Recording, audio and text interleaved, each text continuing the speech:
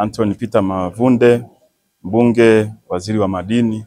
Ndugu wanahabari, kama ambavyo mnafahamu, tuko hapa Arusha kuhudhuria na tumetoka kufungua mkutano wa EITI duniani. Wamekuja kufanyia mkutano wao hapa nchini kwetu mkoa wa Arusha. Ni jambo la heshima kwa nchi yetu. Sisi Tanzania kama mwanachama wa nchi duniani ambazo zinatekeleza ili takwa la kuweka uwazi wa mapato yanayolipwa na kampuni ambazo ziko kwenye sekta ya madini, sekta ya gesi na mafuta, malipo yao kwa serikali yawekwe wazi, ndio matakwa ya EITI standard ambayo kimataifa leo inafanyika hapa. Lakini vile vile na serikali kudisclose kile ambacho imepokea kutoka kwenye kampuni hizi. Initiative hii ilianza mwaka 2008 na Tanzania mwaka 2015 15 tukatengeneza sheria inaitwa Data Act. Sheria ambayo kabla ya hapo ilikuwa kudisclose kampuni imelipa kiasi gani na serikali imepokea hicho kiasi, ilikuwa inafanyika kwa hiari, lakini serikali yetu ikaona ni vyema takwa hili liwe la kisheria. Kwa hiyo iko sheria inaitwa Data Act 2015 ambayo inataka kampuni ambazo ziko kwenye sekta ya madini, sekta ya gesi na mafuta kudisclose kile chote ambacho wanalipa serikalini, na serikali kuconfirm kiasi ilichokipata kutoka kwenye makampuni haya. Kwa hiyo ni mafanikio makubwa tumeyapata, na dunia sasa imekuja kujifunza namna ambavyo Tanzania imekuwa mfano katika utekelezaji wa hii initiative ya EITI.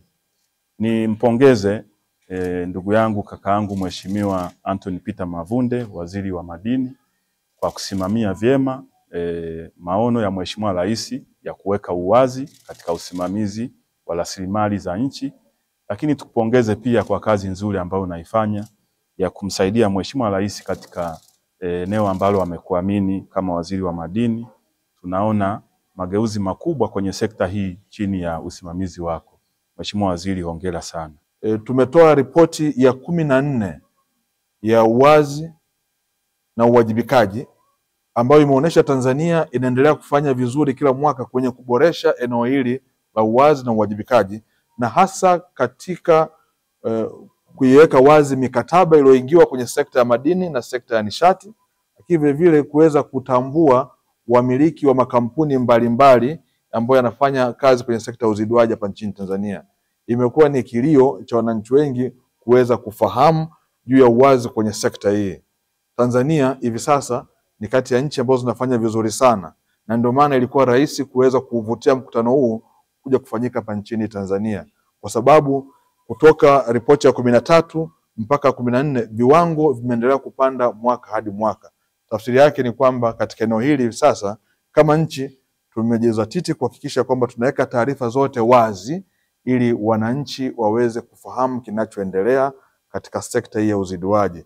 Na kubwa kuliko yote ni wananchi lazima pia wafahamu rasilimali ambazo Mwenyezi Mungu ametujalia zina mchango gani katika maisha yao ya kila siku, katika kuimarisha uchumi wetu, lakini vile vile katika kuimarisha masuala ya kijamii.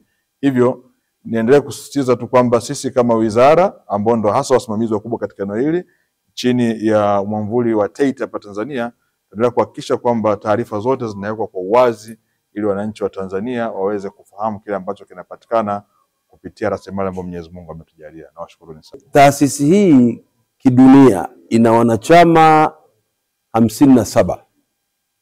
Kwa hiyo huu mkutano unawakilisha interest za wanachama hao 57.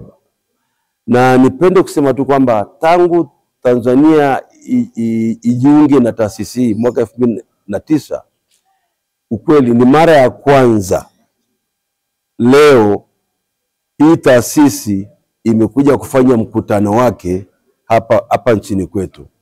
Kwa hiyo kama alivyosema mgeni rasmi na Mheshimiwa Waziri Mavunde, hii kusema kweli imeonyesha dhahiri kabisa jitihada za Mheshimiwa Rais wetu Mama Samia Suluhu Hassan ya kufungua nchi. Na ni ukweli, waandishi wa habari takubaliana na mimi kwamba Tanzania imefunguka. Mikutano ya kimataifa inakuja ni mingi, na mikutano ya kimataifa ikifanyika nchini ni dalili nzuri kwamba nchi ina amani, uchumi wa nchi unakuwa, kwa sababu wanapokuja hawa wanakuja na pesa zao, watazitumia, wanaziacha hapa. Lakini nipende kusema kwamba taasisi yetu ukweli tumetengeneza ripoti 14 so far, na kabla ya mwezi wa 6 tutatoa ripoti ya 15. Mgeni rasmi amesema kwamba ili ripoti ya TEIT iweze kufikia walengwa, tunawahitaji nyie waandishi wa habari sana. Kwa hiyo lile tamko alilotoa mgeni rasmi kwamba TEIT tujitahidi kuwa na semina za waandishi wa habari kuhusu ripoti itakayotolewa, si ndio? Mimi naomba kama mwenyekiti nichukue seriously, na tutajitahidi. Ripoti ya 15 ikitoka, tutawaita tukae pamoja, tuelimishane, ili kupitia nyie musambaze taarifa kwa wananchi wote. Kuwakaribisha sana wageni wote, Mheshimiwa Waziri wa Mambo ya Ndani, Mheshimiwa Waziri wa Madini, Mheshimiwa Mavunde, Mheshimiwa Uto ambaye ndio mwenyekiti wa TEIT. Kwanza kabisa niseme Arusha tunawashukuru pia sasa kuweka mkutano mkubwa huu wa madini katika mkoa wa Arusha. Kwa niaba ya Mheshimiwa Mkuu wa Mkoa wa Arusha, Mheshimiwa Paul Christian Makonda, ninaomba niseme kwamba Arusha tunaendelea kuboresha kuwa kitovu cha mikutano mikubwa kama hii.